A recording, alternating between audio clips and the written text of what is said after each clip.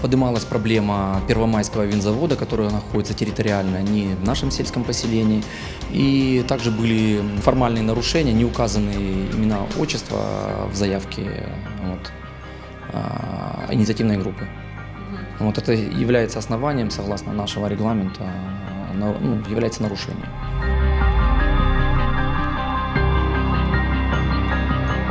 Нам стало известно, что назначил сельсовет свои собственные публичные слушания, на которые приглашает всех желающих.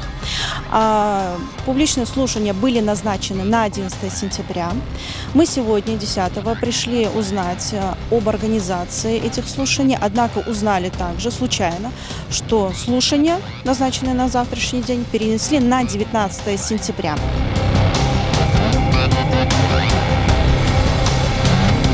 Пришли сюда с инициативной группой, чтобы включить инициативную группу в члены комиссии.